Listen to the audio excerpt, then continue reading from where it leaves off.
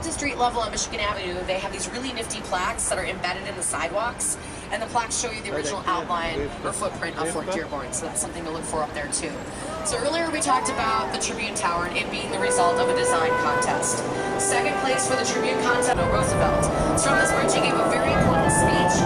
It has become known as the Florentine the Aggressor speech. It was the first time he had spoken out in public against the actions of Hitler and Mussolini before we got involved in World War II. The first two buildings I want to show you today are up ahead and to the left. Up ahead and to the left, there's a giant blue and white sign on the roadway. If you can't see it, it's not imperative. We're just starting with a little focal point here. The sign says Aqua Luxury Residences. If you look above it, there's a tall building that has shiny blue glass windows and white undulating curvy balconies coming off of each and every floor. That's the new Aqua by Jeannie Gang. It's 82 stories tall, has the largest outdoor pool and sun deck in Chicago, and each of those white balconies was put on with the help of GPS because they're all uniquely shaped from one another. They wanted to make sure they got the desired visual effect they're going for. To me, it's like a cascading waterfall. We're going to see the Aqua on the way back. I'm going to talk more about it then. If you look to the left and behind the Aqua, there's a very tall white building that has dark vertical stripes all the way up and down it. Anniversary of the founding of the Chicago Metropolitan Water Reclamation District. That's a lot of fancy movie theaters since been transformed into the House of Blues, the concert venue. I don't know if any of you guys are Steve McQueen fans. He's an action movie guy. His last movie, The Hunter, they filmed a car chase scene at Marina City where they drove a car off the parking deck into the Chicago River. Anybody remember what kind of car it was? No, it was a Grand Prix. So you can all win trivia nights. The one with the black bay windows is currently the Westin Hotel. It was originally built by Helmuth Abada and Kasabon to be the Hotel Nikko for Japan Airlines.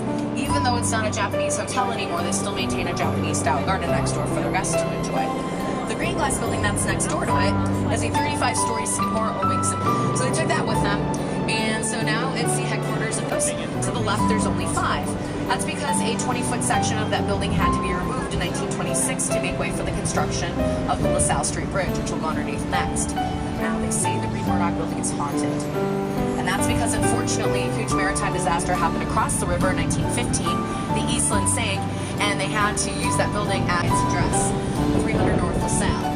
What I think the cool thing about this building is they tried to be as environmentally friendly as possible.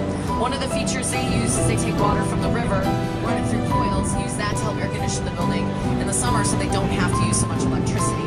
So a lot of other buildings along the Chicago River employ that same method of cooling because of efforts like that to warehouses. Up until that point, Marshall Field and Company had 13 warehouses scattered around town and thought, well, this is kind of silly. Why don't we build one big building and put everything in there? So this was the largest building in the world until they built the Pentagon in Washington, D.C. It's got 4.2 million square feet of floor space, sits on just over an acre of land. It's so big up until last year that one building had its own zip code, 60654. The giant heads you might have noticed in the front that face inward towards the building, David Letterman once referred to them as giant Pez dispensers. Obviously, or not. That's what we like to call the Merchant Prince Hall of Fame. It's a bus of famous retailers. People like Finely, Woolworth, Wanamaker, and Montgomery Ward are represented up there. So one last thing about the Merchandise Mart. It's a huge building, there's a lot to say, and I love good gossip.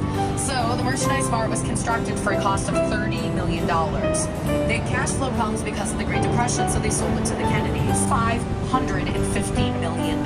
So they made a good return on their investment. Makes you almost wish you were a Kennedy. Almost. So the brown building next door and says Chicago Sun-Times across the front. You might have noticed that a few of the floors on the eastern portion don't have windows. That whole building was constructed in the 80s without windows because originally it was used as the apparel mart to work in conjunction with the Merchandise Mart, and they felt that fashion or apparel is best viewed under artificial lighting. So the Sun-Times, that's one of our daily newspapers here in front of us right now. It's a white building, blue windows, and it has a slight concave curve to it. This is the Residences at Riverbend. It's built in 2002 by James DeStefano. A couple things about them is they do have a parking garage inside of that narrow building. It's the middle section that has opaque windows and no balconies. That's where the cars are. They use a freight elevator to get them up there. The other thing is that rather than have central hallways with apartments on either side, the hallways are all the way on the west or back side, so everything insulated. Harry Weiss was the architect in charge of turning those into condos. He had to let the building thaw out for a year so you could get all the horsehair out of there and put in the balconies and the windows. So Harry Weiss was a good guy, a great architect, and he loved to go sailing. That's evidenced by his river cottages here on the left. They're very nautical in theme. They have slanted roof holes for some of the windows and the dock space at the bottom. There's 4 separate river cottages. They range in square footage from 2,200 to 4,200 square feet.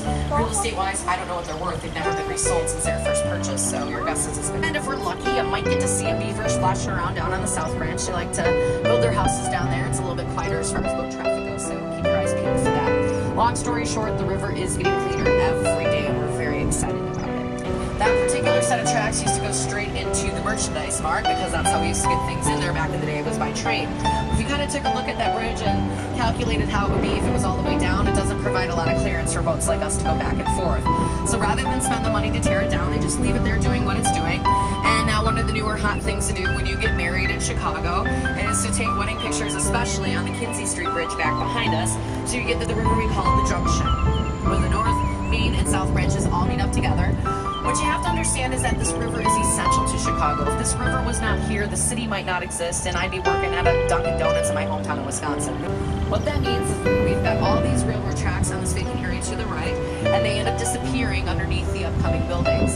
The people like Metro and Amtrak that own those trains own the land that the tracks are on. They can't resell the land for construction development because that would negate them owning it in the first place. Whoever bought that land, if they do is they take these big huge pillars called caissons. They drive the caissons very deeply into the ground to act like giant stilts.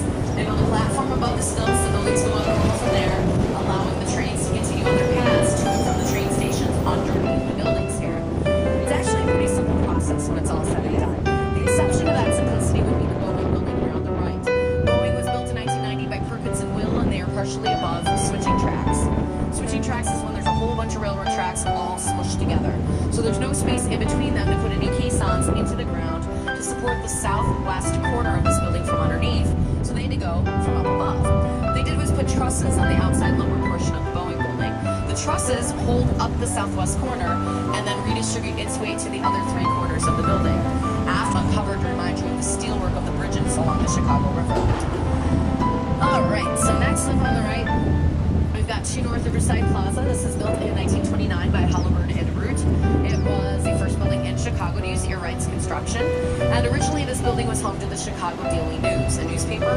So all of the pictures that you can see etched in along the sides of the building up there, they all depict scenes from the history of printing, Gutenberg, the printing press, stuff like that. So 2 North Riverside Plaza is connected to the Ogilvie Transportation Center, which sits behind the floor space. And I think it looks like a giant waterfall. But a lot of people see the silhouette of that building and the Citibank logo, and they tell me it looks like a giant cash register. Tomato, tomato, what are you gonna do? Now over here though, you can see underneath these buildings, see the trains, see the caissons, and get a better sense of how air rights construction works. It can get very loud out here with the train traffic, so all of these buildings have superb soundproofing. Starting with this first building that we're passing here on the right, and then continuing with the next few along the river, these buildings comprise what we call Gateway Center. And they have very imaginative... Steve would be a silly name for a building. It's Roger. What's number 4? I've had fun too. The Gateways 1 and 2 are identical glass and steel 20-story boxes. They're built in 1965 and 67 respectively by Skidmore, Owings, and Merrill. When you look at them, they are the epitome of modern, how he was the father of modern architecture. Even though East Van der Rohe had nothing to do with the design plans and the myth that happens every year.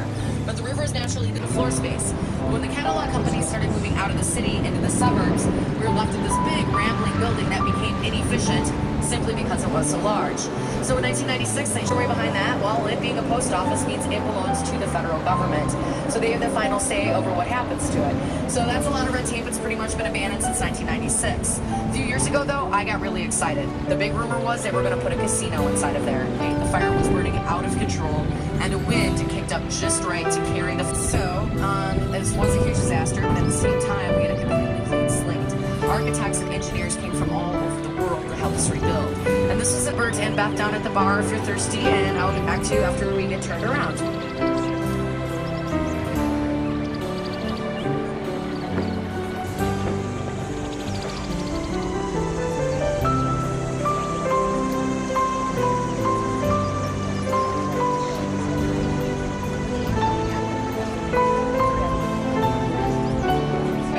So River City was built in 1986, and if you could not tell by now, Bloomberg did not like right angles. He felt that 90-degree angles did not occur in nature, therefore they should not in architecture, so he preferred everything to be rounded in design. But getting back to the Great Chicago Fire really quickly to hopefully dispel a myth or two along the way, a lot of people still think, and if you're one of them, I am not judging you, I was taught this as a little girl as well, that Mrs. O'Leary sell a gajillion newspapers and become a millionaire. So he selfishly published that story and didn't stop to think of what it would do to the O'Learys. Catherine O'Leary back then, sad but true, she was a lot of things that nobody liked. It didn't matter. That story had taken on a life of its own, and poor Mrs. O'Leary ended up dying penniless of any wrongdoing whatsoever. So that's kind of been taken care of. But what did start the fire? That's of grain and wheat. The reason she adorns the top of the Board of Trade is that most of the grain and wheat futures in the world are traded inside of there. We're going to see Ceres again in a second. She's going to put her that poor little thing on top of that building. She doesn't have a face. I've heard two reasons as to why. I'll give you both. You can decide which one is better. First reason being that the Board of Trade is an Art Deco building, as that the architect of that building got full of himself and decided that nobody would ever build anything taller than 45 stories. So why bother putting a face on a statue if nobody's going to see it? Those are your reasons. Pick your favorite. Like I said, wrong. Say the problem. When you light something that brightly at night, birds think it's the moon. Behind the Sears Tower's bundled tube design was Dr. Fazlur Khan. When I say bundled tube, think of a drinking straw. If you only have one, it's flimsy. You bundle 9 together, they give each other strength. So the Sears Tower is actually 9 separate 75-foot square tubes. The story goes that Ansel had a girlfriend who wanted to be an opera singer. She was bad, couldn't carry a tune in a bucket. So when she went to New York to try for the Met, they said, we don't want building is a shiny blue building. No one's known by its address, 191 North Wacker Drive. We're going to see it again after this bridge. So after the bridge, architectural hat trick on the river. The blue one is the newest of the three. It was built in 2003. It's 37 stories tall. Clear part up at the top, that houses their mechanical equipment for their elevators. I know, big whoop, why are we looking? Because it's a perfect example of contextual architecture. So the glass curtain wall curves to follow the bend. So circles are reflected along the whole second story of the building coming up next door, 225 West Wacker. At the bottom corners, they all have 8 sides. If you look, that's the old carbide and carbon building. It was designed by the Burnham brothers during Prohibition. It's now home to the Hard Rock Hotel. So if you're on Michigan Avenue, you have to go inside and check out the lobby. It's gorgeous. It's all different kinds of marble in there.